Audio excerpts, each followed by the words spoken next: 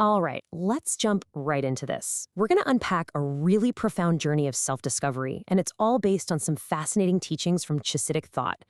It's really about uncovering these invisible scripts that run our lives and, more importantly, figuring out how to rewrite them. So picture this. Two different people see the exact same thing happen. Just a simple smile, but look at their reactions. Person A, who feels pretty good about themselves, sees it as, he recognizes my importance, and goes in for a hug. Person B, on the other hand, who's coming from a place of insecurity, sees that same smile as mockery and is ready to start a fight. It's the same event, but two totally different, completely opposite realities. So you have to ask, are we actually seeing the world as it is? And here's where it gets really interesting. What if the smile wasn't a smile at all? What if it was just a facial scar? Suddenly, you realize neither person was reacting to reality. They were both just projecting their own inner story onto the world. The smile wasn't even real. This little twist reveals a massive truth about how we experience pretty much everything. And that brings us to our first huge idea. We're all living by an invisible script. You see, we don't actually live in objective reality. We live inside the story we're constantly telling ourselves about reality. It's like we're all born wearing a pair of colored glasses, and we don't even know they're on our face.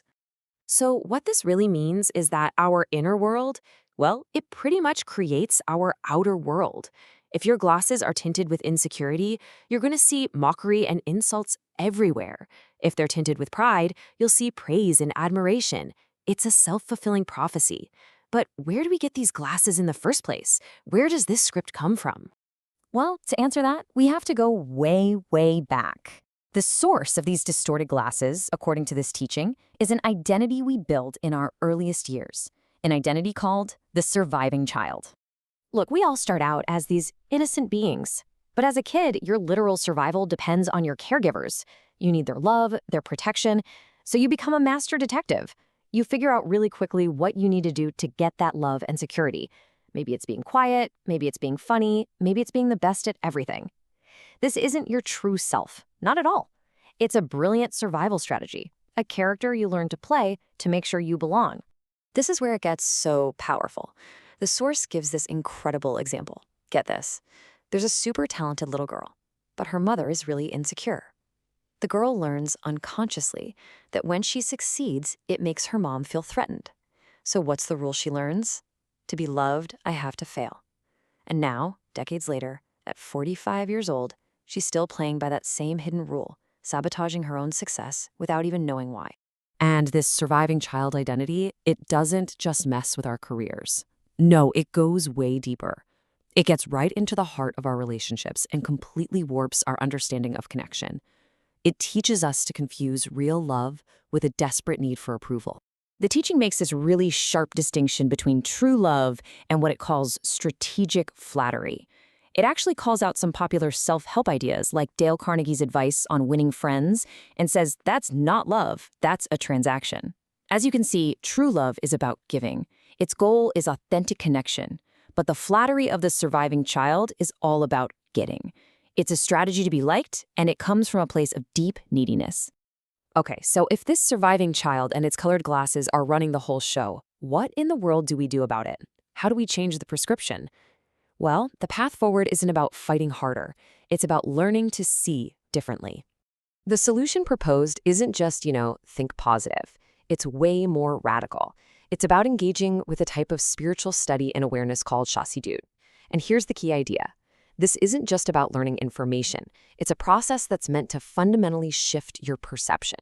It's like it turns a light on inside of you, revealing a reality that was there the whole time, just hidden by those old distorted glasses. And this idea changes absolutely everything. See, the old way was to battle your darkness, your anger, your fear, as if it were this big, powerful enemy. But the new work, it's just to turn on the light. It's the realization that the darkness, the fears of the surviving child, they aren't a solid reality. They're just an absence of light. You stop wrestling with shadows and instead change the very lens you're looking through. Okay, that sounds amazing in theory, right? But how do we actually do it? How do we make this shift real in our day-to-day lives? Well, it comes down to a daily training regimen, 3 core practices to start embodying this new, more authentic identity. And the first practice starts the absolute moment you wake up, before any other thought has a chance to sneak in. Before the inner critic can even get its shoes on, you begin with this simple declaration of thanks. You're basically saying, my existence, my value, it comes directly from the source of life, not from what anyone thinks of me. It immediately cuts off the surviving child's need for outside approval and sets your internal compass to true north for the rest of the day. All right, next up is a conscious effort to reconnect with your real power source. It's all about remembering where your abilities truly come from. Now, this isn't about using a cosmic vending machine to ask for stuff. This kind of prayer is a practice of awareness. It's a time to truly feel that the power to see, to stand, to even think, it's all a gift flowing through you. You shift from being this isolated person who has to force everything to happen to being a channel for a much greater energy. And finally, we have the ongoing all-day practice, the one that keeps your vision clear. This is the daily maintenance.